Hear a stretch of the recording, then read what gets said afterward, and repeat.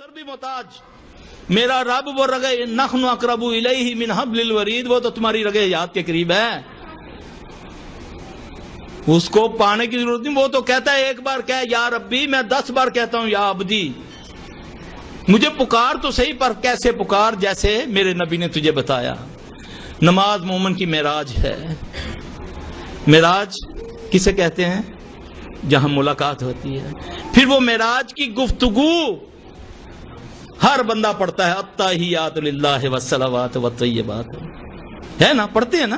یہ معراج کی گفتگو ہے، جب اپنے رب سے وہ سجدے میں جاتا ہے۔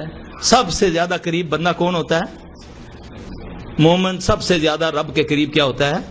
جب سجدے میں ہوتا ہے۔ آپ کو ایک نسخہ بتاؤں، مجھے یاد آ گیا، انشاءاللہ اللہ آپ قبول کرے۔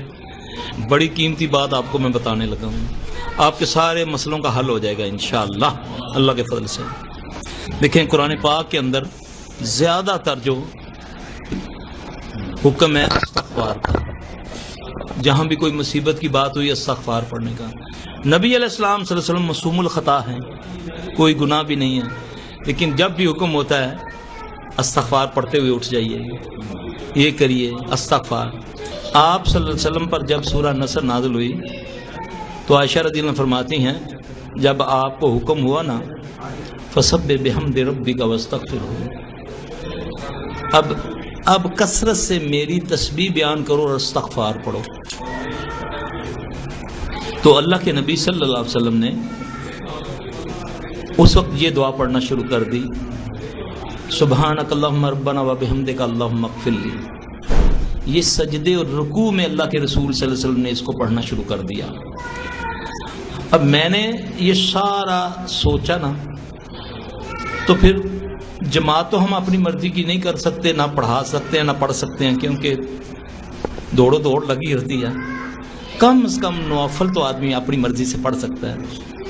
ایک حدیث میں کہ رسول اللہ صلی اللہ علیہ وسلم نے فرمایا کہ تم لمبے رکوع اور سجود کیا کرو، کہ جب مومن کھڑا ہوتا ہے اللہ کے تو اس کے کندھوں پر گناہوں کا بوجھ ڈال دیا جاتا ہے۔ جب وہ لمبے رکوع سجود کرتا ہے تو وہ سارے گناہ گر جاتے ہیں، ٹھیک ہے۔ اب ایک چیز میں نے یہ سوچی، پھر دوسرا جب یہ میں نے کہ اللہ کے نبی صلی اللہ علیہ وسلم کو اللہ فرماتے ہیں، حالانکہ آپ صلی اللہ علیہ وسلم معصوم الخطا ہیں، گناہ بھی نہیں کرتے، یہ ایمان ہے نا ہمارا، تو پھر بھی اللہ کثرت سے استغفار، وہ ہمیں اللہ نے کہا۔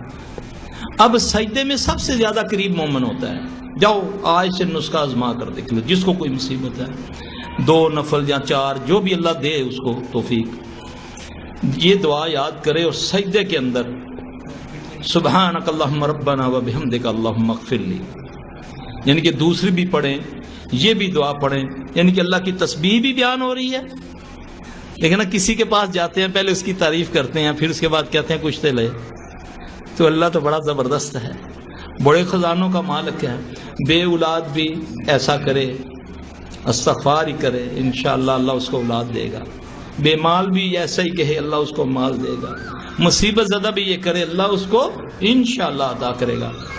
آج سے اللہ تعالیٰ مجھے آپ سب کو توفیق دے، نوافل میں تھوڑا سا ٹائم نکال لیا کریں، پھر نفل پڑھ کے یہ دعا میں ذرا لمبے رکوع اور لمبے سجود کریں، اس میں یہ دعا پڑھیں، انشاءاللہ دیکھیں آپ کے معاملات کیسے اللہ تعالیٰ حل کرتے ہیں انشاءاللہ۔